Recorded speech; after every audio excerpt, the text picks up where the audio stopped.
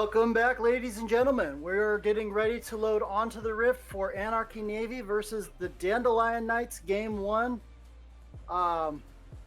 We just watched some Demacian Smackdown, and we're getting ready for some Shuriman strategy. Yeah.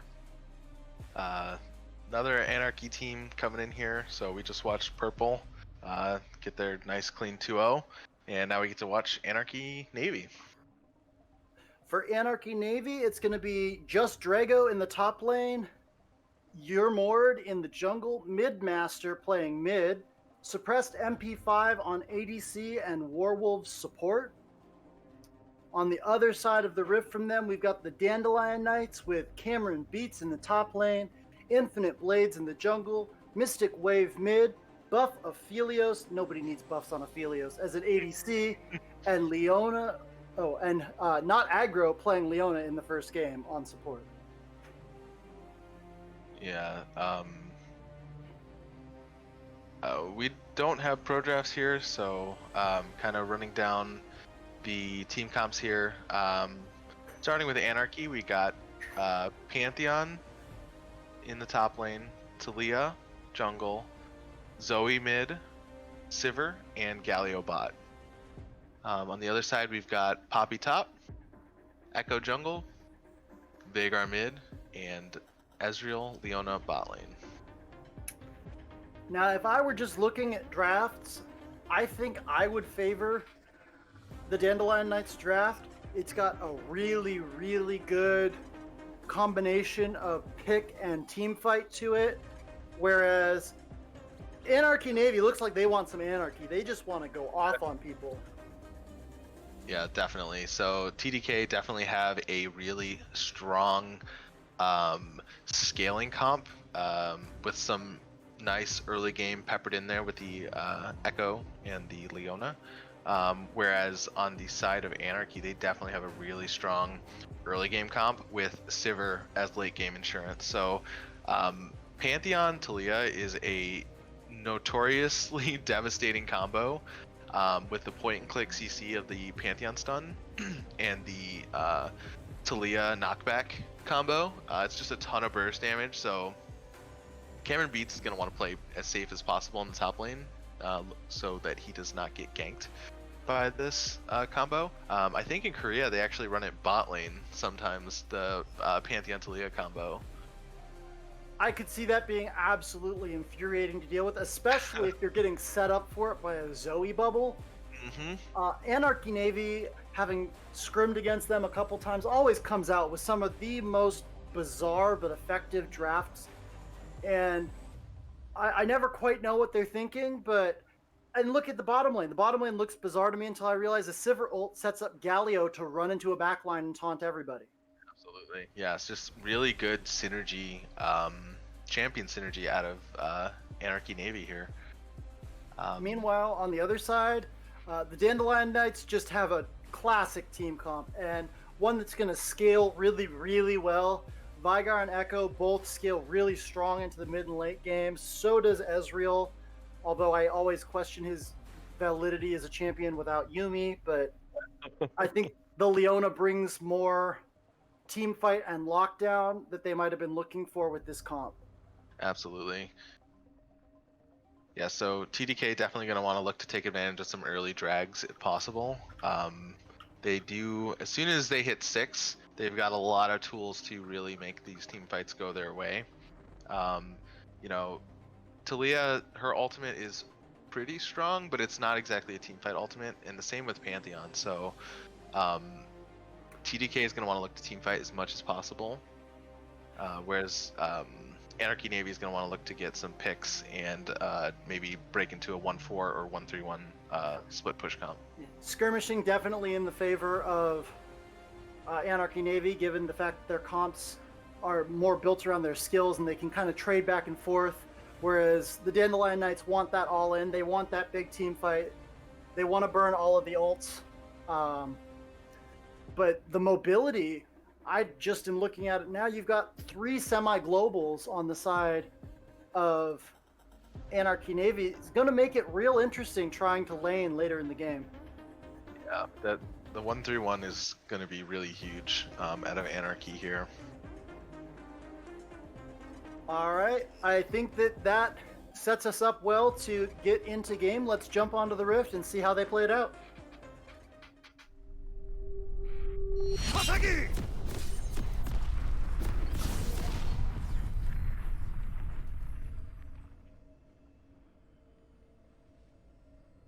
All right, double corrupting pots in the top lane. Ooh, we got a 5-stack coming for Anarchy, it looks like. Heading towards Yeah. that bot Tribrush. The voice comms must be clean on these because there is no pinging going on. Uncharacteristically quiet on the minimap. Got a 5-point coming out of the Dandelion Knights. Did Leona see the Galio? Yep. There comes the E out of the Galio. Yeah, they'll get A some little bit of damage. poke, Yeah, that's about but nothing particularly interesting going out. it. Yeah, Anarchy looking to take full advantage of their early game comp and try to get a quick early pick. No wards came down, so there wasn't any vision gained by that 5-stack. I really wish they would have just turned that up a little bit and dropped the ward on that blue buff or over the Gromp wall. Because look at that ward that they got up on top from the Poppy. Cameron Beats put that ward down right in between the Gromp and the blue, so they're going to have vision on when that Talia is trying to get things done. Yeah, late invade by the Zoe, they do end up getting a ward down, but yeah, I completely agree with you. You know, if the early gank or the early invade rather doesn't get you a kill, at least try to capitalize on your pressure, get that ward down. Really heads up play there by Cameron Beats to get that ward on the blue buff.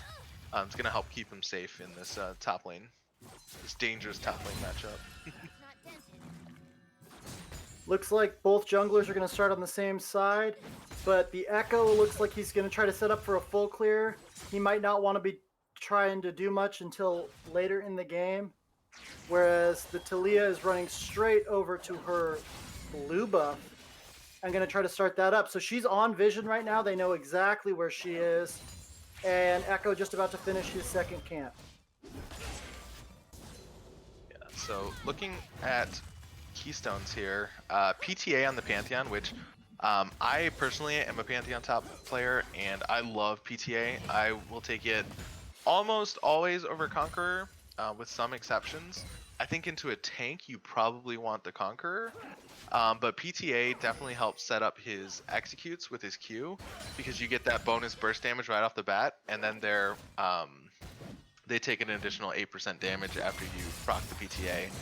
Which, as you can see, he auto-procs with Mortal Will W. Yeah. Mord just saw the ward that saw him out and pinged it, so he knows that he's been seen, but he's going up top to try to get this gank off on Beats anyways. Cameron engages, a little overzealous. The dash onto the turret takes some turret shots, and a little bit of a misplay, getting a little too aggressive in a lane that he had control over, cost him his life. Yeah, Cameron Beats unfortunately does not identify that early win con of Anarchy here, and Anarchy just capitalized on his over-aggression. TP's back in to get the ward down. Your Mord takes away that crab, and by taking that crab and getting that trade up top is back to full health.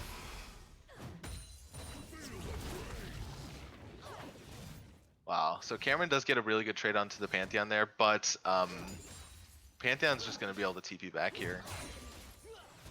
Cloth armor coming in for the Poppy. Wise buy into the Pantheon. Feelings on TP versus Ignite on Pantheon. I always think of Pantheon as more of a bully who wants Ignite. So Ignite definitely is not uncommon, I would say, but depending on your role in your team, right? So if their plan here is for him to be a side laner, you know, breaking off into a split push, I think TP is going to be overall advantageous because of his ability to, you know, ult away from his lane and then TP back to it, or vice versa. But it does take away from his kill pressure. That's really for sure, big trades going on across the map. The bot lane of the Dandelion Knights walked up first, got a little bit of priority to try to help out their jungler, but Yurmore just barely escaped with his life. after a big chunk, MP5 flashes forward, but the Echo lives. Buffafilios flashes away, and a lot of summoners burned, and not a whole lot to speak for it on either side. Both teams are walking away alive. That top lane is just going rough for the Poppy at this point. That early misplay is going to make that lane a lot harder. Yeah, if you're Cameron Beats here, you're gonna want to try to get that lane on your side. Get the minions on your side of the lane rather, because Pantheon's just gonna want to run you down here, and he's got the early advantage, so that's not gonna be too much of a problem for him. So it didn't look like a whole lot was going to come out of that bot lane trade, but MP5 and Warwolves managed to stick around and pull a plate out of that, setting their back timing a little bit off of the Ezreal and Leona, but I think that they might have made the better play there. Yeah, really clean trade from Anarchy Navy there, and the end result is a plate and a 10 minion lead. Ezreal backs and picks up a pickaxe, so probably going for the Manamune build. Really smart to buy the pickaxe over the tier early. Like, I know you want to get that tier stacking, but the pickaxe is going to do more for you in the early game. Ooh, this could be real dangerous. We've got Pantheon backing. He just hit level 6. His ult is up, and they're trying to sneak this dragon, but it looks like they might get it in time before the Pantheon has time to get onto the map and be a problem. Yeah. Oh, it resets a little bit. Slowing it down, but they still smite. secure, yeah. Still secure the Drake. Really good heads-up play by TDK there. They knew they had the delayed back timing of the bot lane of Anarchy, and they capitalized on it. Really well played. And Cameron Beats using the fact that he stayed in lane to not quite get a play. I did not know that Pantheon's ult went through Poppy's dash denial. Yeah, it's kind of like a blink, I think, technically, because he just appears at that spot where he lands, and Poppy does take the full ult damage, which is a like 300 damage, but it's magic damage. But checking in on items here, we got the Serrated Dirt coming out for Pantheon, so going for a more of an assassin build. I think Bork is so strong on Pantheon, especially if you go PTA. But maybe he's going for a Sanguine Blade or a Ghost Blade, which are also really good items for Pantheon. AD is huge on Pantheon. He's got amazing scaling. We're engaged in the bot lane. Good engage by the Leona. Heals out on both sides. Ignite still on MP5. MP5 drops. Aphelios manages to pick that one up. They're going onto the Galio. Galio turns around and re-engages on the Leona. Tries to pick her up, might get her with the Ignite, manages to drop her with the Ignite, but that's a double kill over onto the Ezreal. Yeah, Warwolves is able to trade one back there. I think this is something that happens pretty often with the Anarchy bot lane. Warwolves will be looking for an engage, and MP5 will be looking to farm out or just poke kind of thing. So a little bit of a misstep, I think the one thing, if you're Anarchy here, you want to work on those comms a little bit, maybe if you're Werewolves here, maybe say like, looking or something like that to give your ADC. Sneaky Alcove approach in the top lane, but the flash, and it looks like they might not quite. And the trade he trades it back. Well done. Can't get out. Go back. Don't overstay. Just reset. Your TP's almost back. Reset. Just reset, Cameron. You got this. You know what? He's got the corrupting pot ticking with the red buff. Yeah, but the crit damage from the Pantheon is not worth risking your life over. Yeah, a Mortal Will Q here. Stun into Q will absolutely kill. Well, actually, he's at half health now, so. Oh, and he preemptively made that made it impossible for him to jump to him. So yeah, well played by Cameron Beats there. Really well played to turn that around, managed to just barely survive a little bit of over-aggression from your Mord, and that is double buffs onto the Poppy, and that Poppy might be back in the driver's seat of that lane. Yeah, that was really well played by Cameron Beats there. But a regank from the Talia.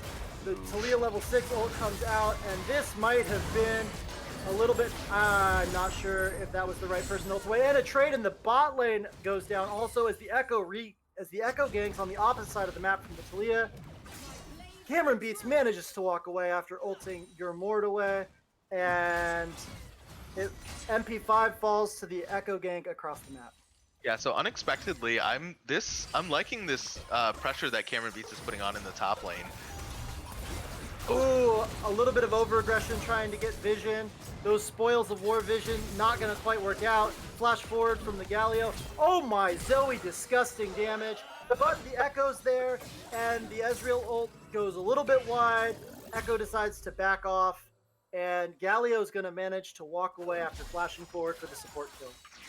Yeah, I think, as I was saying, Cameron Beats doing a really good job of playing into the pressure that he expects out of Mord and it's just Drago here, and really taking advantage of the fact that he knows that they're going to want to play to this lane. There we go. Canceled out the stun that time around. We're learning. There you go. Well played, Cameron Beats. But the pressure in this bot lane, despite going down twice, MP5 might be down 2 kills, but is up 20 CS, and the gold is just about even. It's only about a 200 gold trade because of all of those plates and that CS difference. In the mid lane, Midmaster is just brutalizing this Vigar. That's a horrible lane to play. Anytime I see Zoe, I just want to cry in the first place, especially if I'm stuck playing something like Vigar that's late scaling. But Leona turns around with the E and the engage. It's a 1v3, over-aggression by Leona. Nut aggro goes down, Buffafilios flashes away, but he might drop to this Ignite here. And that's another kill. The Wolves of War are howling, and this Galio support is 3-1-1. Yeah, really, just over-aggression is the best way to put it. On the side of note there, they don't have any vision in that river, and you don't see Talia anywhere on the map, so it's safe to assume that she's in your lane, despite the win con, the early game win con, I should say, being this top lane gank pattern. The result is a dragon in favor of Anarchy Navy. So the gold lead is about 2k in Anarchy's favor. Checking on the items, it looks like Drago is going for that Ghost Blade. Sunfire Cape coming in soon for Cameron Beats. Runic Echoes and Sork Shoes completed for Mord, and Runic Echoes completed for Infinite Blades on the side of TDK. Both mid laners are going for the Luden's Echo. Let's see, Midmaster has more than enough gold to pick that up, so Rogue coming up from the Vigar. Let's see if they get something off of this. He decides maybe not worth it. Maybe they're gonna wait for him to re-engage. I think he went a little too soon there, and it's Drago's just gonna walk out. Which gives Midmaster the opportunity to continue pressuring this lane. And despite all of the pressure coming and damage coming out of the Zoe, the gold advantage is just barely in the favor of Vigar still. Wow. Oh, flash forward by Suppress MP5. And the Galio ult under turret. Ooh! Sidesteps the Ezreal ult. Wow, big damage coming out of Mord there. But yeah, so 2,500 gold sitting in the pocket of Zoe here. Oh, they've stunned each other. Oh, another dive. The Galio's going to go down. That is a shutdown onto Leona. 600 gold for the Leona. Buffafilios jumps forward. He's stuck under this turret, but it's really, really dangerous because that Sivir, even if she cancels out his E or his Q, will drop to the first auto. Echo's walking down for the Talia, who's going to try to dive it. And walks forward. Gets the trade back, though. Gets the flash. I think that's the best he can hope for there. Yeah, TDK probably overstay there. I mean, they do save the tower and they save a plate and first tower, but I don't know if it's worth dropping like that. Although they do pick up the shutdown on the Galio, it does go over to the Leona, which is a little bit unfortunate. You definitely want to have as much gold as possible on Ezreal at this point, but I think maybe that trade does go in favor of TDK. I definitely think so because they denied the last plate and the first turret at the same time. And I think that can be a really, really big gold swing when you drop that first turret with a plate still on it. It winds up being a huge, I think it's almost like 700 gold just for that one plate. Yeah, I think you are right there. So The end result is a favorable trade for TDK, but off the misplays of Anarchy. Oh, the gank in the top lane. I agree. And Cameron Beats just still drawing all that pressure. Burns his flash early, tries to turn it around onto your Navy. He knows that the minefield is out, but he might just have not a... Oh, picks up the shield. Stays behind the minions. I'm not entirely sure how he survived that, but that Q, I think, that damaged ground exploded and picked up the kill onto the Pantheon for him, giving him that triumph. And did Talia shove him back into his own shield? I'm not sure what happened there. That possibly, I think, just a big misplay on the side of Anarchy. Oh, Goon Squad walking up for your Mord. The Echo's coming with the Viger scale. And in the bot lane, we've got more fighting going down. MP5 and Warwolf try to get a pick off on Note. Note survives. TDK goes off the wall. Oh, just a little too late. Note's in danger now. Now Note drops, tried to save his Ezreal, but despite being behind, that is still a Pantheon. That damage is still absurd. But on the top side of the map, TDK is actually taking the Rift Herald with the pressure that they know that they generated up there through Poppy laning and Pantheon leaving. And they're matching the Pantheon with the Poppy. They want to keep that going. They think that's working well for them, and I tend to agree. Yeah, definitely. Especially because Pantheon has built the Duskblade. Oh my god, the Zoe damage. Yeah, Zoe's pretty big right now. And the flash for flash, and the flash again. Oh, 3 flashes out of Zoe. That's just not fair. Poppy turns around the Zoe ult, or the And everybody's down trying to jump on this Poppy. Takes 4 of them, but they finally knock that little Yordle who could down. Yeah, so Pantheon with this lethality build is going to have a rough time into this Poppy, because Poppy has already built 2 armor items, or 1 rather, and is on her way to a second one. Looks like TDK drops the Rift Herald top lane, gets that tower. Oh, the Pantheon ult just deletes the Echo. Yeah. Who is pushed up with almost no health. Note drops, and it looks like this is going to be a dragon over to the side of Anarchy Navy. Yeah, that Pantheon ult does about 500 or 600 damage at this point in the game, if he hits you with the tip of the ult, so... Oh, the stun down. They're showing up. Are they going to manage to pull anything off? Doesn't look like they're going to pick up anything extra here. That's just another dragon over to the side of Anarchy Navy. I believe that puts the dragons at 2-1 in favor of Anarchy Navy. Yeah, 2-1 dragons in favor of Anarchy. They're definitely well on their way to Soul, but this is not game breaking for TDK. TDK just needs to make sure to get all 5 members to that drag about 30 seconds in advance, and they should have no trouble winning these team fights despite the now 3k gold lead of Anarchy Navy. Okay, but let's be real. You've played solo queue. You can't get anybody to a dragon pit 30 seconds before it's supposed to spawn. That is fair. That is fair. But the coordination here on TDK should be hopefully enough to... Oh, wow. Oh, it's Drago tries to save the turret, but the turret's going to go down. He's going to go down. That's a shutdown onto the Poppy. That Poppy just continues to get bigger. But despite the shutdown, all that does is re-even the gold between the 2 top laners. Yeah, I think they should have no trouble getting this tower here as well. They got a pretty big minion wave behind them. Pantheon is not going to be able to match this Poppy with this build. So they need to find another way to get someone into this Poppy. TDK handshakes the trade and goes for the bot inner, and looks like they're going for the inhib turret as well.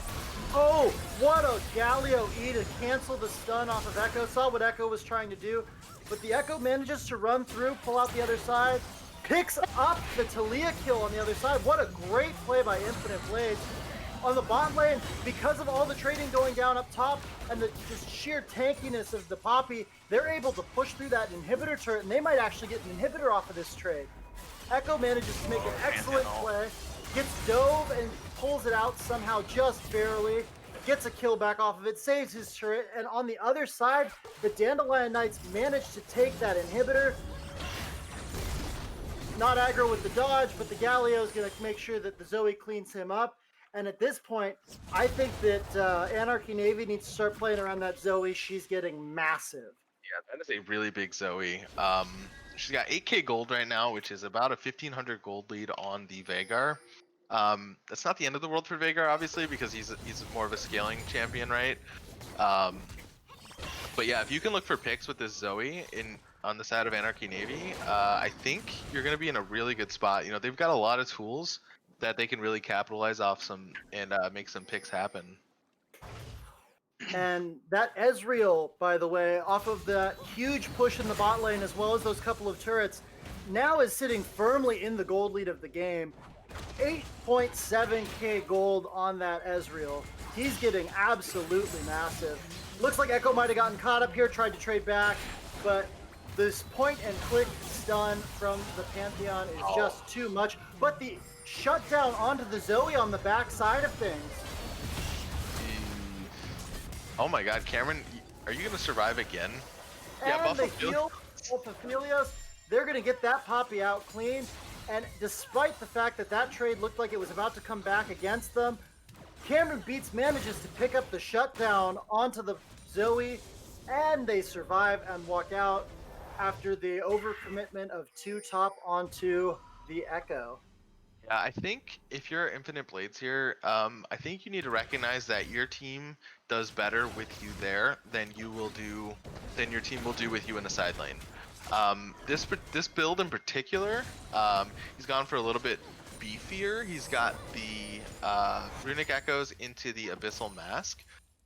So he's going to do a great job diving the backline of Anarchy Navy, being a little bit tankier, and he's going to be supporting the damage of Veigar in the backline. So I think they really, if you're TDK, you really got to find a way to fight together here, which is exactly what they're doing now. They've got all 5 members here at the Dragon. Oh no, but Mystic Wave gets caught.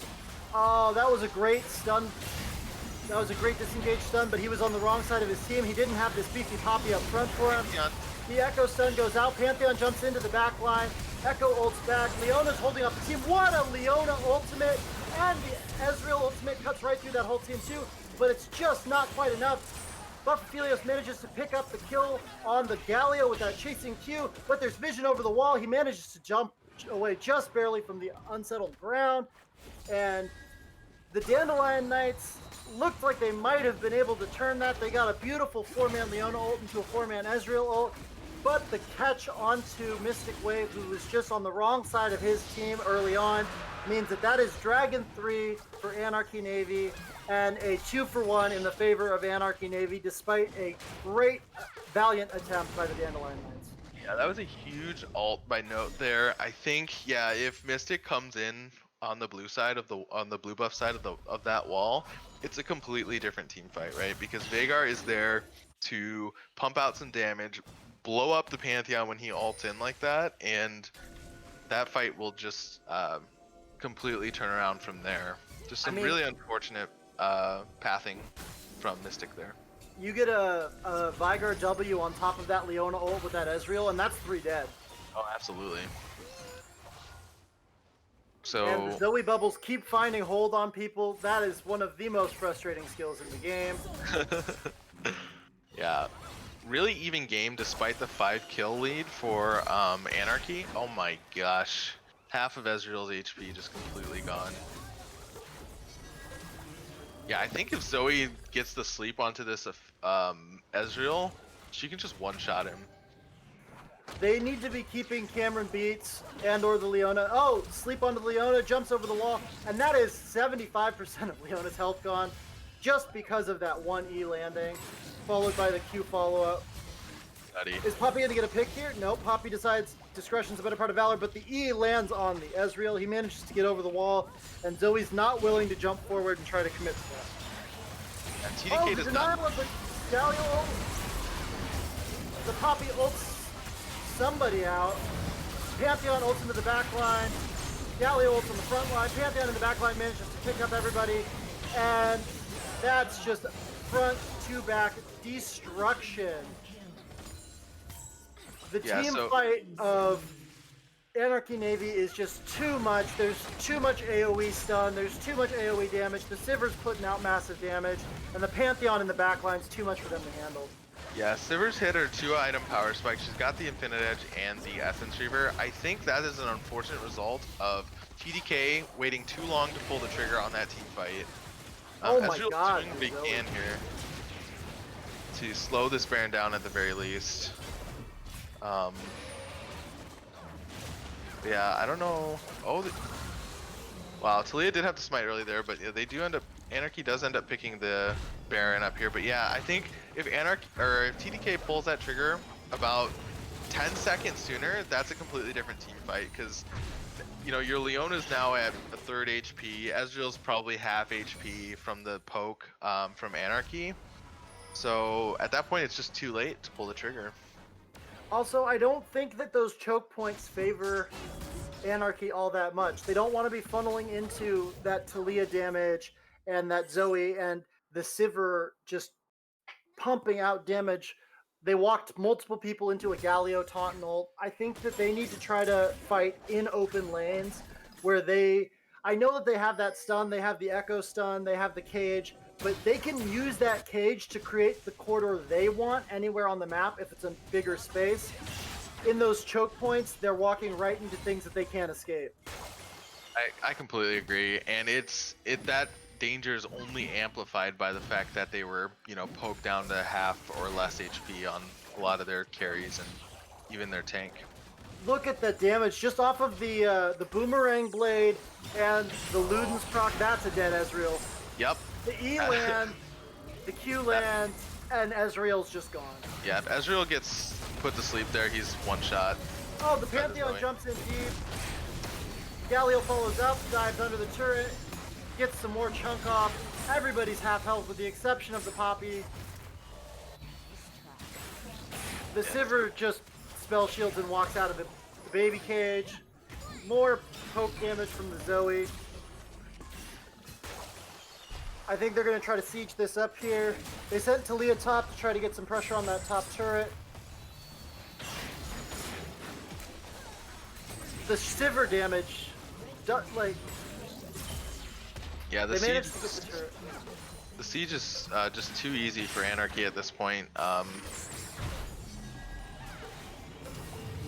TDK's only way back into this game is fighting at this next dragon. I don't think any early picks here are going to be actually really good, but only if it doesn't cost you anything.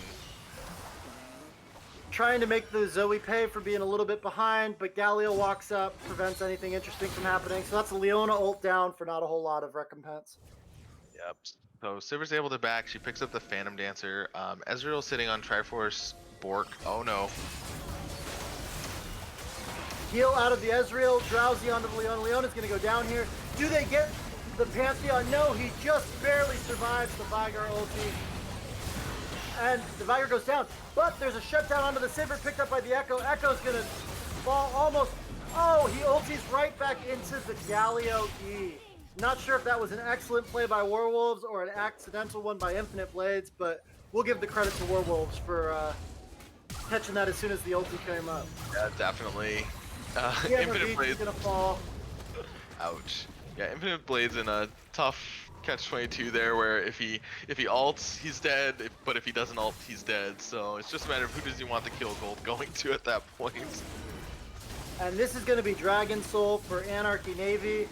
At this point, I think that it's just Anarchy Navy has to make a mistake.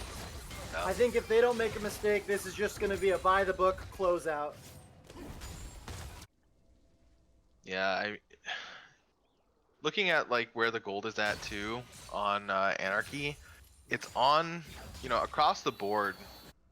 Gold leads for each member of Anarchy, which when you're at, you know, a now what is it, 7k gold deficit, it's definitely a tough uphill battle. So the only way I think back into this game for TDK is getting this pick on this Zoe here, which they're going for. There's her flash out. Baby Cage lands, Infinite Blades gets the shutdown. This Echo's picked up a lot of that shutdown gold, so despite being 3, 4, and 2, he's actually one of the biggest people in the game, and close to the biggest one on his team. Yep, and he's really tanky too. So now, if you're TDK, what can you convert with this pick that you've made? My only complaint about the Echo currently is the fact that he did opt into that Iceborne Gauntlet, so his burst is not necessarily what it would be. I think that you had enough tank out of the Poppy. I think you'd be better off. You don't have the damage on their backline right now. Yeah, Poppy and Leona. So going for this tank build on the Echo is maybe a bit of overkill. Maybe he was really banking on Veigar and Ezreal to be able to output enough damage. But if he's able to burst out a single target, I think that's more than definitely more value, I'll say, for his build. Looks like Baron is going to be the next objective.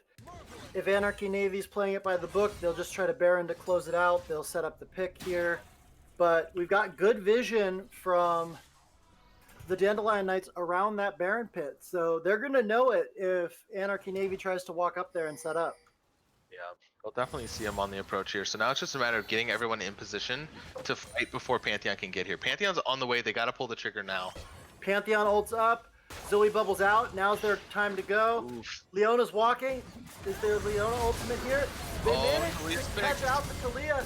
Shutdown goes over to Echo again. Poppy ult comes out. Galio's gone. They're going to collapse onto this Pantheon. The Leona has fallen to suppress MP5 because he was holding off in the backline. But at this point, it's going to be Sivir and Zoe with a Galio up front against the entire damage dealing squadron. Oh, the damage out of the Zoe, though, just blows up the Poppy. Wow. The Sivir damage is too much. Those chasing blades just cut through that entire team. Boomerang Blade is unreal. So much damage coming out of that team fight. And Sivir manages to pick up a double kill without being in range to auto 2 of the people she killed. Yeah, that's the strength of the Ocean Soul there, where this Galio, the support Galio, is a absolute beefcake. Like, there's no getting through him for TDK, unfortunately. And if he's able to hold the front line like that... Oh, Infinite Blades walks up into the Galio, eats Haunt. Luckily, despite the fact that we weren't a big fan of that tanky build, I think it just saved his life there. Yeah, it absolutely did. But yeah, the Galio is enough of a front line for these two carries. So the only way to shut this down is finding a way to get on top of the Sivir and Zoe, which you have plenty of tools to do that. It's just a matter of execution now on the side of TDK.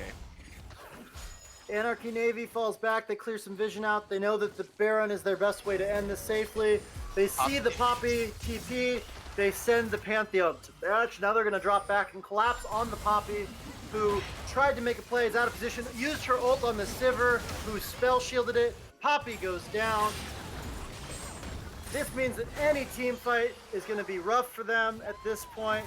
The Talia wall cuts off the escape for the Echo and the Leona. The knockback hits the Echo, ults back, but just barely misses Talia on the outside. Lands a Pantheon slap. He stuns. Galio runs forward, tries to taunt, doesn't quite get it off, but 2 are down on the side of the Dandelion Knights. Pantheon ult goes in, lands on the Veigar, tanking the turret, burns a stopwatch, another one drops, and I think that's going to be all she wrote for the Dandelion Knights.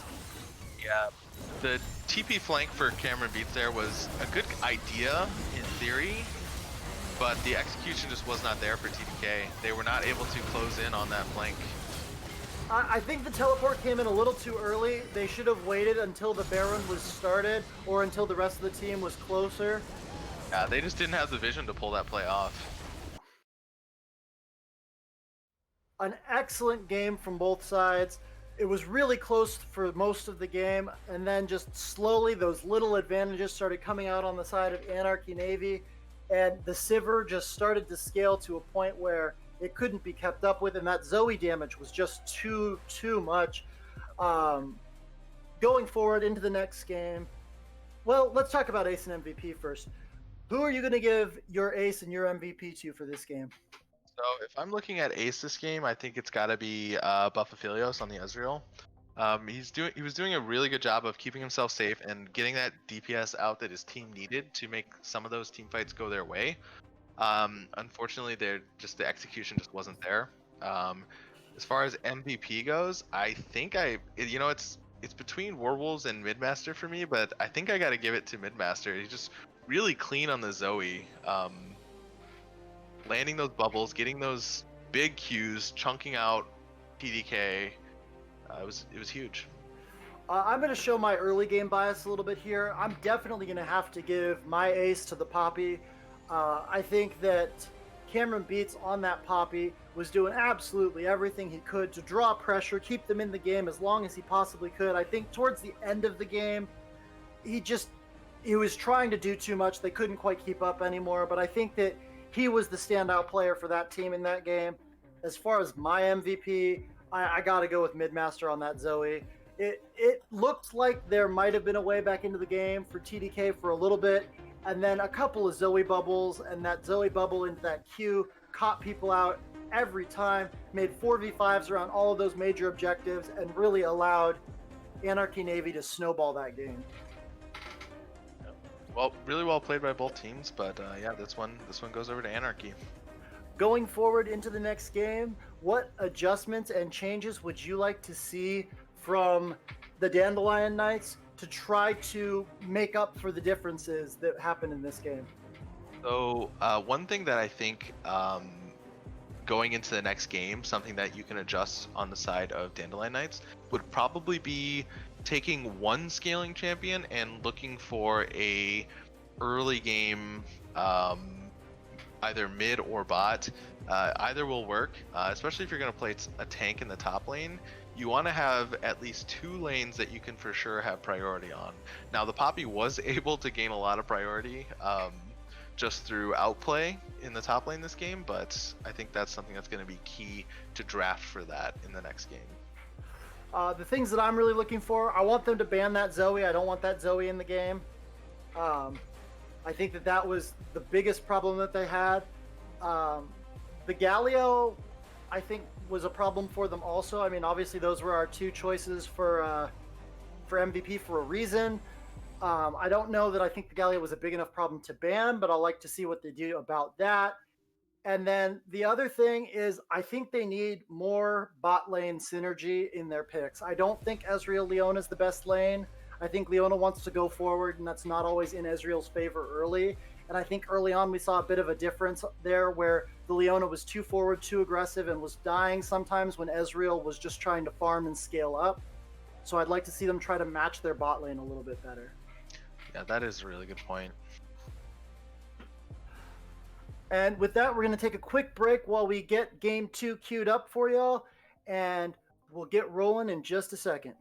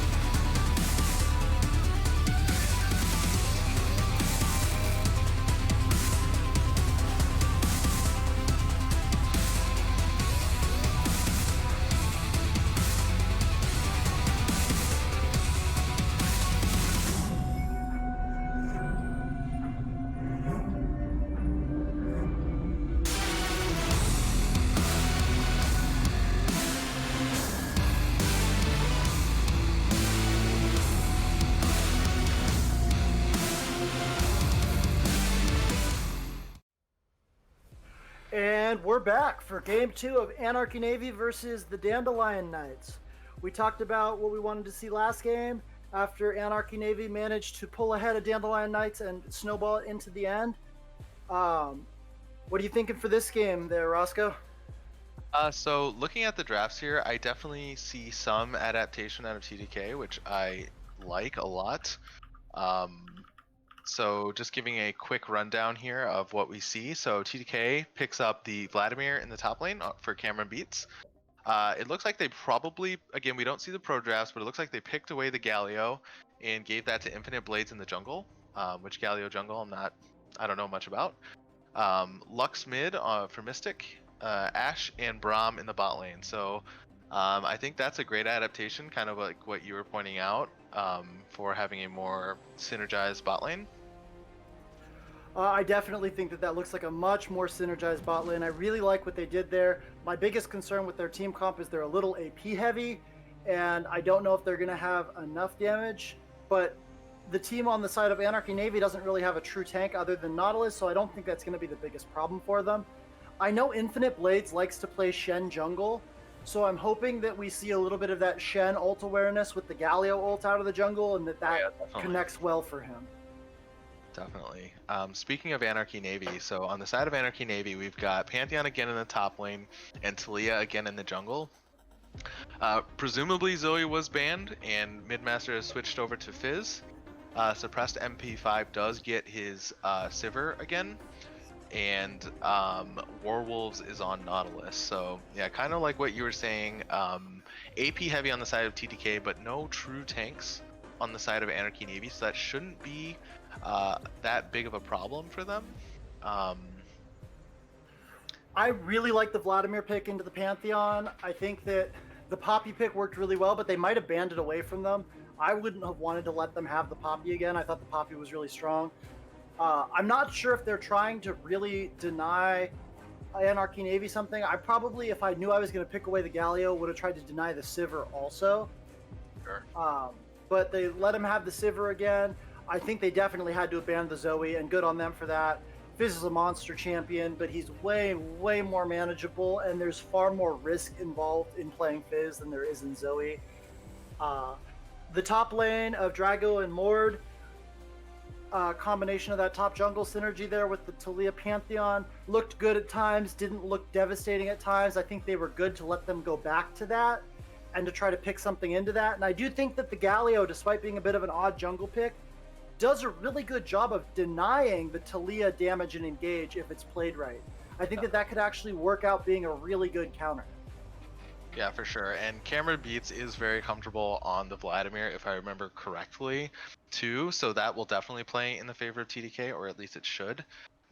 So yeah, it's just going to be a matter of him playing safe, getting that scaling advantage, and it's just Drago did switch over to the Ignite, so he's definitely going to be looking for early kills on Cameron Beats. So Cameron Beats just has to keep his head up, play safe, and he will definitely outscale. My biggest concern was switching over to the Ignite here. I know he did it because it's Vladimir and you need that heal reduction. I think if you're playing Pantheon into a Vladimir, the TP would have benefited you because you're going to get bullied out of lane, you're going to get poked out. And that Executioner's is only 800 gold. I think that the TP is worth more than 800 gold in the long run of things. I understand the desire to take the Ignite. The lane for me to watch is going to be this Lux Fizz lane. They went real even on their late game champions last time until the Zoe just has a better kit than Vigar when it comes to poke and siege. Being a big Fizz player myself, I love seeing a Lux. I think that if Lux makes one mistake, it can be game over, and we're going to have to see how that plays out. Yeah, so being on the red side too, it does look like this was a counter pick with that in mind. So really, really great heads up pick, I guess, by Midmaster here. And there's really not a whole lot of threats to the Fizz. The worst thing that can happen to him is he gets Braum stunned or he jumps himself into a Galio. Although I suppose the Galio could do a pretty good job of denying the Fizz kills too. So we'll see how this Galio plays in. It could wind up being that this Galio is the key that they really need on the side of the Dandelion Knights to deny the jungle pressure and the mid pressure that kind of caught up with them towards the end of last game. All right, well, with that, I think we've done enough breakdown of what they're doing. Let's get onto the Rift and load in and see how this plays out.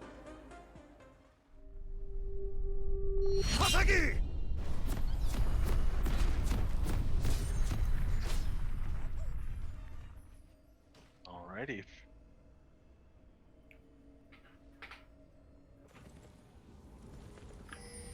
Just a quick early look at things. We've got corrupting pots on both top and mid laners on the side of Anarchy Navy, while a more traditional start from the side of the Dandelion Knights.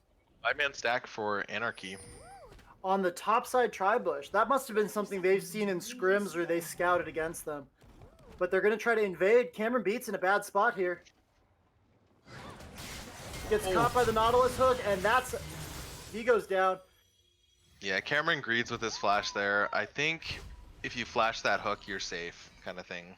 So the early flash there is a surefire way to prevent Sivir from getting first blood there. Good lesson on if you're going to 5-point. You want to be seen and you want to see. So standing in that bush actually doesn't benefit him as much as it could have otherwise. He might have been in a slightly better spot if he was standing in that choke. He would have seen them coming. Absolutely, yeah, because you're blind in that bush until they step onto the ramp. So at that point, it's too late. They're on top of you. If you don't flash right away, you're dead. Really good, really greedy ward placed by Drago there, but he got seen placing it. So the Dandelion Knights know that there is vision on their blue buff.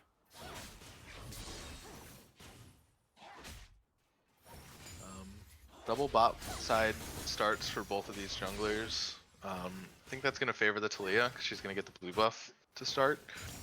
But there's really not much Galio can do. It's risky for him to start as blue at this point. The thing is with the Galio auto buffs, he actually takes his Raptors pretty well. So I think that he's going to have a fine path if he goes small camps and buffs. He just wants to avoid that Gromp and the Krugs for his first rotation. He won't have enough damage to kill him. Yeah, really good poke here coming out of Mystic Wave. He's already made Midmaster use one of his corrupting pots charges. That first level on Fizz is the hardest one to get through. After you get through that first level, around level 3 is when you start to turn on, but you can really trade at level 1. Oh, in top lane, we've got Pantheon going in with the Ignite. Oh, if he ignited before he stabbed, he might have got that kill, but both flashes are out and Ignite's out of its Drago. Beats is about to reset and TP back to lane.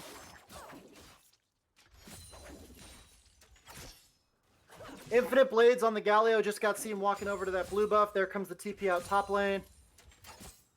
Yeah, really good flash out of Cameron Beats there, honestly. Early respect flash really kept him alive there. But he's got to concede this lane pressure, or the lane priority. A little bit of too much greed there, going to drop. Oh, just barely. The Corrupting Potion keeps him alive. Oh, no, not the Corrupting Potion. That's just Doran's shield being absurd. Nope, he's got refillable. Oh, okay. The gank coming in with the Ghost from Infinite Blades. But the Talia flanking is just too much, and Cameron Beats is stuck under the turret. Got to be real careful here. He just got his level 3, so he should be able to survive under that turret. Pops the bubble, go into the pool. There's the pool, and he's going to get Drago on that greed. But your Mord manages to get the kill back. Probably should have tried to dodge behind the turret so you couldn't get autoed. But good play to turn around that dive in the first place. Yeah, so he gets something for his trouble, but it's a huge net loss for Vladimir, because he probably loses 10 to 15 CS to the turret there, and that's a ton of XP that he's just not getting. So Pantheon's level 4 to Vladimir's level 3, and Vladimir's not even halfway to 4 yet, so that's a huge deficit for Pantheon early on. Ooh, big snares and trades going down in the mid lane. Mystic Wave playing this really well into the Fizz, landing her Qs and forcing the flash out of Fizz. Yeah, Mystic is playing this matchup really well. So, good early start for him. Should be able to... Oh! Lands the Q onto the Fizz in the dash, but pops the E a little bit too soon. Is the shield going to be enough? The Ignite comes down. Oh, didn't get the last chasing auto, and the Ignite manages to catch. Infinite Blades cleans up and makes up for it on the back end, though. Just a real rough moment there for Mystic Wave. Almost level 5. Almost got enough shielding off of the W.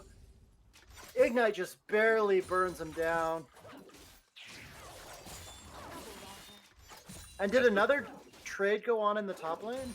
Yeah, so they're absolutely punishing this Vladimir pick and the fact that he burned his flash early on. So that's 2 ganks now since Vladimir has had his flash down, I believe. So they're doing a really good job punishing this pick and pressing the advantage of the Pantheon. So the results, the big thing here really is that Pantheon effectively has a 2-level lead on the Vladimir. In addition to that, he has a 500 gold lead on the Pantheon, on the Vladimir as well. So Vladimir has been slowed down by a substantial amount here. So I think Galio either needs to start giving this Vladimir some attention, or Vladimir just has to absolutely concede the lane priority until he can hit 6. Fizz just hit level 6. This is a real scary moment to be Lux. Walked up that far in your lane. Talia looks like she's going to come around, but she's going to walk across a ward. Mystic Wave is backing up, saw that coming. Fizz with an interesting first buy of a Sheen. I know that you used to first buy Sheen a lot on Fizz, but I don't think that it's worth quite what it used to be as far as an early purchase. Unless you're going to skip the Proto Belt build, I think that the Revolver off of Proto Belt gives you a little bit more damage for the way that Fizz likes to trade. Yeah, that is a yeah. I think he's just looking to get the cheapest burst that he possibly can. But yeah, I agree. I think AP, building some more AP is definitely the way to go here. Well, and it might be that he backed with 1050, not 1180, and he bought what he could buy. So fair. That's fair. Oh, jumps the snare, lands the shark, gets the flash out of Mystic Wave. This is going to be a real rough spot for Mystic Wave to be in here. Mystic Wave just hits level 6, however, so the trade potential is there. Level 6 on the Pantheon into the level 5. Vladimir manages to pull underneath the stun, dodges the stun, gets the slowdown, gets a pretty decent trade back, and they go even in that trade just about. Yeah, really well played by Cameron Beats. They're using the Sanguine Pool to dodge Pantheon stun, but this lane is in a dangerous spot. I think if you're Vladimir here, you just have to absolutely back up to your turret, maybe even take a reset, grab a pink ward or something, and just wait for that lane to come in, because there's no way you're getting CS here. Well, he just dodged the stun again, well played, and he knows that Talia just showed mid. I think he can keep pushing, because once he hits 6, he actually, despite being a level down, at the moment he's 2 levels down, I think he wins that trade, because his ultimate actually has teamfight potential. But he doesn't dodge that stun, that damage comes out, the ignite comes out, the spear is going to come out, doesn't quite connect. He survives the ignite just barely. And yeah, but he may as well, like, dying there doesn't really hurt him as much as like losing all this XP that he's about to. It's effectively 2 waves of minions right there. So Pantheon's going to be hitting level 8 by the time this Vladimir hits 6. It's kind of a really unfortunate scenario for him. Midmaster looking for the roam, but Infinite Blade sees him. The Lux snare lands, but she doesn't have magic for the ult. The fishy flip comes out, taunt lands, but they have to walk back. They can't fight this. Buff Aphelios drops to a gank by Yermord. Yermord on this Talia is looking really strong after a couple of misplays last game. Came back with a vengeance this game, trying to make somebody pay. Oh, and that's the power of the Galio ult there. Giving Lux the magic damage shield there, giving Lux the extra time needed to survive that and turn that play around. Midmaster getting a little too aggressive. Realized that the Lux didn't have a whole lot to contribute, but didn't respect the damage that can come out of the Galio. Ash Arrow flies a little bit wide trying to snipe the dragon. And the first dragon in the game goes over to Anarchy Navy. Yeah, so 2k gold lead for Anarchy Navy. Things are starting to go a little bit of the way that last game did. I think TDK just has to find a way to stem the bleeding here. You know, Vladimir is their win condition, and they really haven't made too many proactive plays to help get him in a position that he needs to be in. I agree with you. I think that at this point, their Galio's fairly big. Their Vladimir's in a rough spot just in general. I think they need to try to stem the bleeding and scale where they can. I think that they definitely win this mid to late game with the way that their comp is organized. They just need to not allow the Pantheon to snowball end the game before 35 minutes. Absolutely. Which this burst damage is huge. Oh, Cameron Beats walks back up and just eats a Q to the face. Does he disconnect there? That was odd. I don't know if he lagged or disconnected there, but that was a little bit of a head scratcher that cost him his life. Yeah, 20 CS lead for the Pantheon right now. Pantheon's huge. With these 2 plates left, I'd really like to see the Talia rotate over towards that Rift Herald to bust that early top turret. They got double prio from mid and top here, so I don't think that would be any issue. Talia does back now. Priority is actually in every lane right now. The only lane that is on even footing is mid, but across the board leads for Anarchy Navy at the moment. Yeah, absolutely. So checking in on items, it looks like It's Just Drago is going to be going for that Duskblade again. Possibly a Ghostblade, but he did rush the Duskblade last time, so I'd expect that again. Runic Echo is completed for both junglers, so Galio's not going tanky here. Galio tried to make a play, doesn't know Talia's there. Infinite Blade's just gonna fall down. Tried to back up his top laner, but sometimes when a lane's that far behind, all you're gonna do by going up there is sacrifice yourself. Yeah, I think it's just too little too late. Unfortunately for the Vladimir. Vladimir's gonna have to pull himself up by his slightly magical boots and straps and try to make something happen from the top lane, but for now I think you just gotta leave him as an island. There goes that Rift Herald. They're going to probably drop that top and bust that open. I want to see the Galio set up with the Braum in the bot lane. I think that that's their way back into this game, is they've got to get that Ashe scaling, and their best way to do that is to use that Braum ult into a Galio ult, or some combination thereof. Yeah, I completely agree. Honestly, at this point in the game, losing that turret is the best thing that could happen to this Vladimir. Nice pull to dodge through the wall and save his life there. I did not know that he could. Did he pull under the wall or did he just completely dodge it? I think he managed to dodge the knockback on the wall. Gotcha. Because I know that he can't go under the wall once it's placed. Sure. But yeah, losing this tower is going to be really good for Vladimir actually, because now he can freeze. So that he does give up a lot of priority and pressure in the top lane, but that's the only way back into this game. He might try to stop them from taking their second turret. Oh, in the bot lane, we've got a couple of kills going down. Looks like both ADCs died. The TP comes out for Mystic Wave. They're going to catch this Nautilus. Also, it looks like at this point the Braum's done. And a double kill over onto the Galio. And I think Sivir picked up the kill onto Ashe. Yeah, that was huge. That's exactly the play you were talking about there. The Galio dunk into the Braum is really clean setup on the side of TDK. I think they definitely want to try to make that play happen again. Actually, even better, the Ashe arrow lands from downtown, might deny more plates, but not going to do a whole lot else. I haven't seen it or tried it before, but I gotta say I'm not mad about this Galio jungle. I think it's looking a lot better than the Echo did. Yeah, definitely. I mean, the damage output's there. He's got the CC, obviously, so... Oh, good flash by Mystic there to dodge the Fizzle.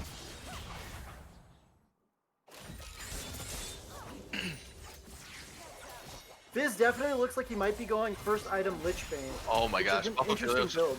Running down Sivir. And that's that Ashe.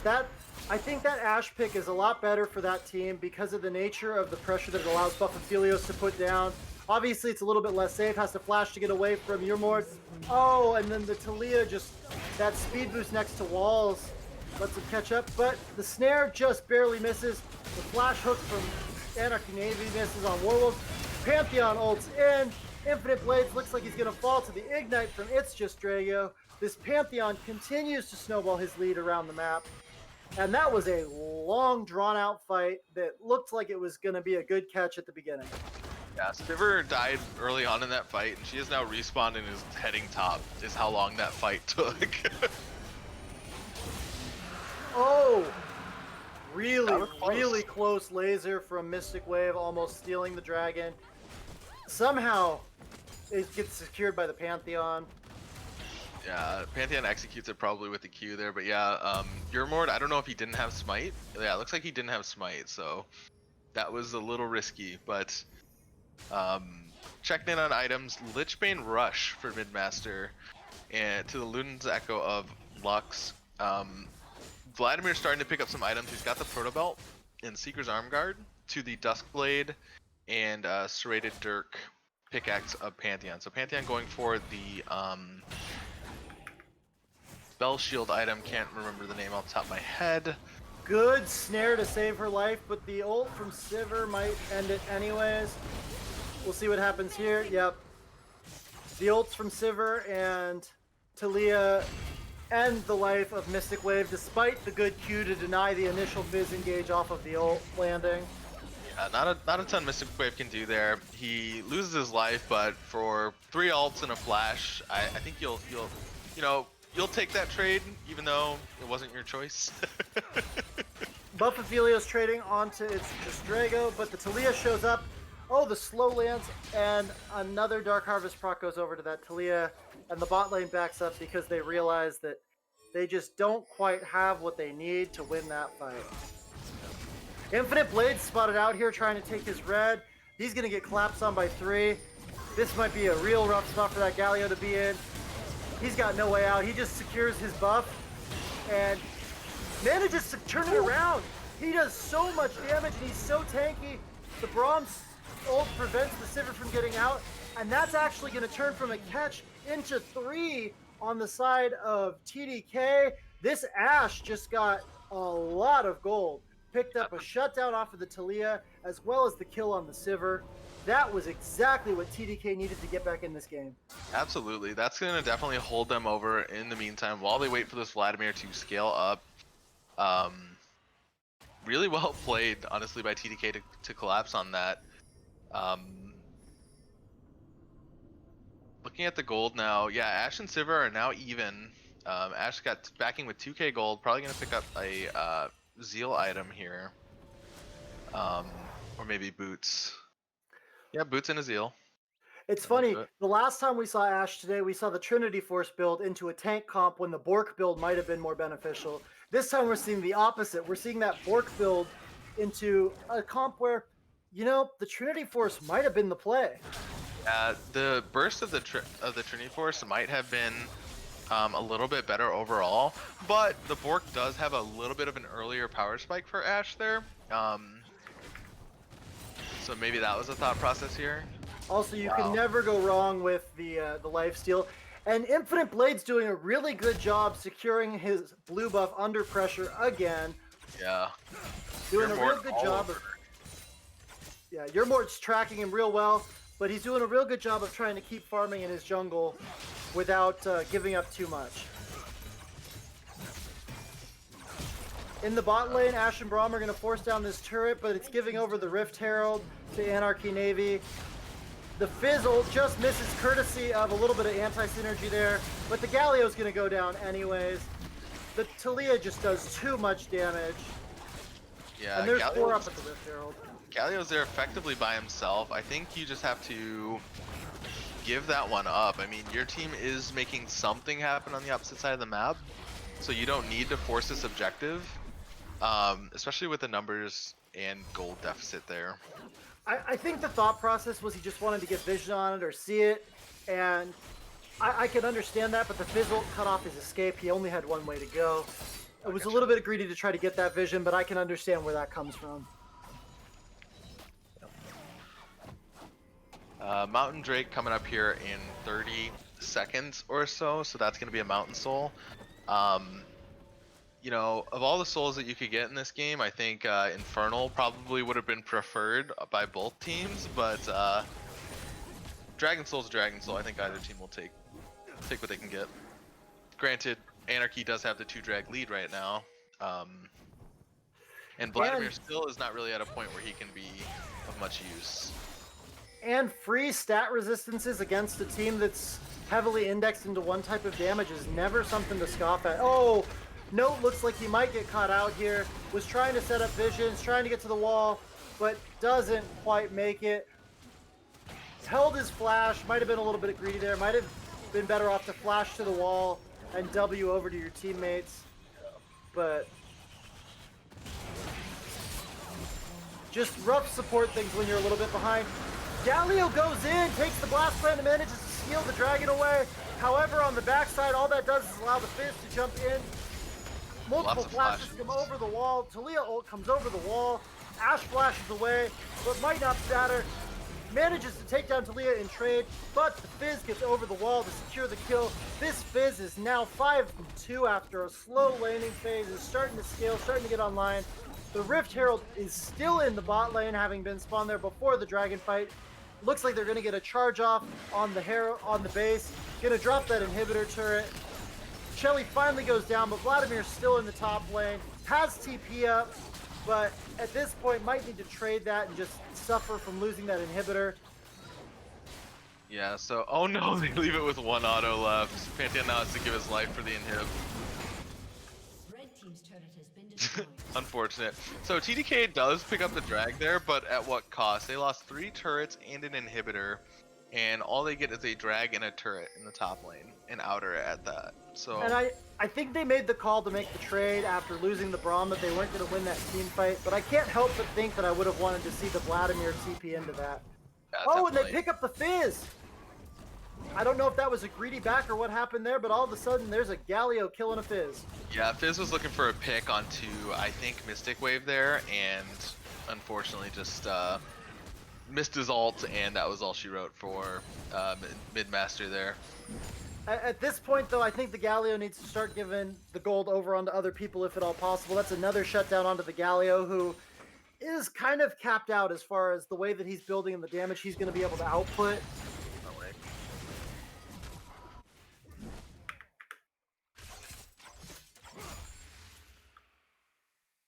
Alrighty, so Baron's up on the board now. We're at 22 minutes. There is a 4k gold lead in favor of Anarchy here. So I think despite Vladimir being still down almost 2k, he does need to start showing up to these team fights. I think it's their only way to try to turn this around. So he's going to want to get away shoving in their favor and make the early rotation to the team fight. Anarchy's heating up here. Vladimir has his 2 core items built. I know he really wants that third, but with the Proto Belt and the Zhonya's, he can contribute in a big way to these fights. Lux Laser just to clear the way. Ashe Arrow out, only hits the Nautilus. Braum jumps forward. They're setting the Braum up on the Pantheon. The Galio hits multiple with his ult, gets a taunt, walks into the backline, but it's just Galio holding off the backline. Fizz picks off a double kill. Ashe and Vladimir up. The Galio drops to hold everybody off, but Fizz manages to pick up the double kill despite the fact that Galio is denying everybody else in the backline. Yeah, that was a huge flank by Midmaster there. Really made the team fight, I think turned the team fight around, because that team fight was going TDK's way if he doesn't make that flank play. Oh, I agree, because it goes 1 for 3, and 2 of those 3 kills came off of that flank by Midmaster. Yeah. Good work, making, doing the assassin's job, getting in there. Unfortunately he doesn't make it out, but I don't think, yeah, it's huge. They get 2 turrets out of that engage. So just chipping away at TDK here. Picking up TDK really needs 2k gold advantage. Oh yeah, yep. The gold lead is now 6k in their favor. It's a little nutty. So, ooh, is your Morg caught here? Nope. The Sivir ult gets her team there in time and turns what looked like a catch around into a counter catch. And that's 3 down on the side of TDK. The Vladimir's back in base. They were positioned a little aggressively trying to get vision. Thought they got a kick. The Sivir ult gets the entire team of Anarchy Navy there because Baron's next play for them. It's the most obvious place to go. All they need to do is stall that out while the Vladimir is going bot lane. That's a Baron over to Anarchy Navy. And they're going to look, I think, to go down the top of the mid lane and close this one out. Yeah, I think if you're Anarchy Navy here, you just skip over the drag. You don't need drags anymore. You look to find a either a 5-man siege or a 1-4 siege with Pantheon off in the side lane, or you can even go 1-3-1 honestly, because Talia's got some good wave clear too, and with her ultimate she could be there in a flash as well. And Um, the Fizz splitting realistically isn't a bad option either. He's far enough ahead now that there's nobody that can fight him 1v1 at 8-4-1. that's a great point. Looks like they will end up going for the drag though.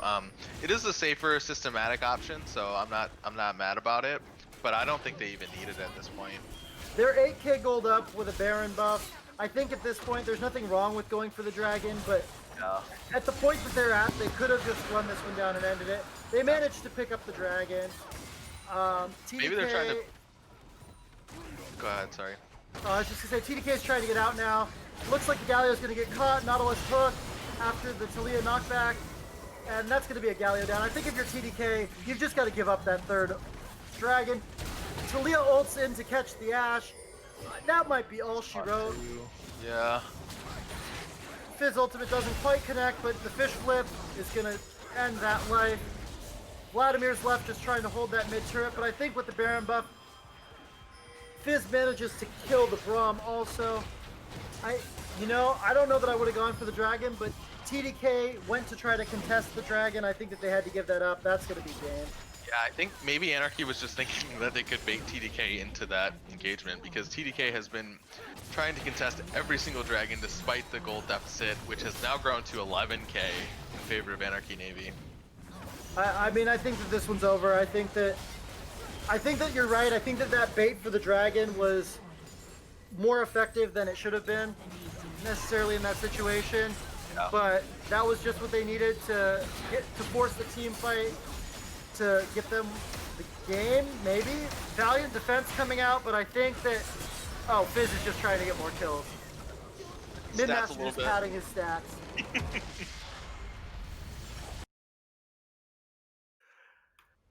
Well, that was a wild game from Anarchy Navy versus the Dandelion Knights. It started off a little bit even, but as Anarchy Navy got more and more in the lead, the Dandelion Knights just kept running into the meat grinder, and it got out of control.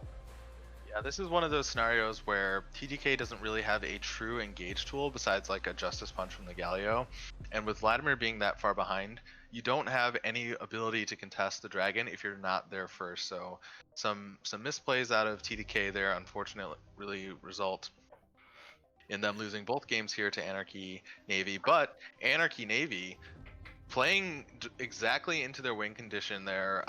They pulled off the really good ganks onto the Vladimir, absolutely punished the late game scaling pick, and then it just snowballed from there. Really well played by Anarchy. I agree. Anarchy does that salty run back of the top jungle, and they make it look a lot better the second time around than they did the first time around. Part of that might be the Poppy's just a safer pick into that level of attention than the Vladimir is.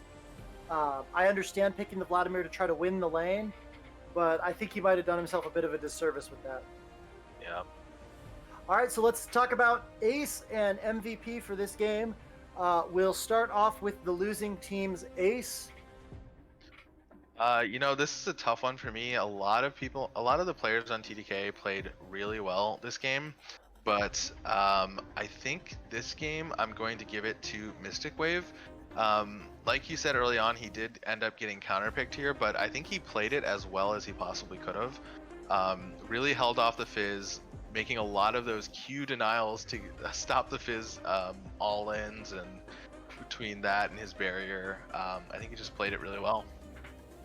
I'm going back and forth between Infinite Blades and Mystic Wave. I think that by being able to take the Galio into the jungle, he provided his team with a lot just out of the draft phase. He denied a pick. He made it work for his team. He did a really good job keeping everybody viable and making picks early. But I'm going to go with you. I have to go with Mystic Wave in the mid lane. That's a horrible lane to play into, and he really held Mistmaster down until later in the game when the rest of the game was just spinning out of control for him in the first place. And as Lux, once the game runs away from you, there's really not a whole lot left you can do. So I'm going to agree with you on Ace, Mystic Wave on that Lux. So let's talk about MVP, because I think we've got some really good MVP candidates this game. Yeah, I mean, I think you're drawing a name out of a hat for this game out of for Anarchy Navy, but I think one person does outshine the rest, and I got to give it to Yermord this game. Really cleaned up some of the play on the with the Talia ganks, being a little bit more patient with his I can't remember exactly what it's called, but the knockback from the Talia, doing a great job of punishing the Vladimir pick this game, allowing the Pantheon to absolutely snowball. I'm going to agree with you 100%. I think Midmaster did a really good job on the Fizz in the late game, turning some plays, but I think that Yermord, night and day difference between game 1 and game 2. The Talia was dominant this game, was all over the map early, at like 10 minutes had like a 90% kill participation, punished the Vladimir, punished the bot lane, was absolutely everywhere, and really shut this game down. Yermord is my ace this game also. Going forward, both teams looked like they had some good ideas, good things to work with. I think that once again, we see those Anarchy teams have a strong identity. They know how they want to play the game. It's a little bit odd and disorganized sometimes, but I mean, they're Anarchy and they play Anarchy well. Very true. Yeah, Anarchy all of the teams doing a great job of drafting a win condition and playing to it. Really well played by them. Great couple of games here. Coming up next, we've got Dream Daddies versus Team Billy. I got questions about why they're called Team Billy, by the way. If anybody knows, drop that for me because nobody on the team's named Billy. Yep. So Dream Daddies versus Team Billy coming up after the break. And thank you for this one, guys. We'll see you in a couple minutes.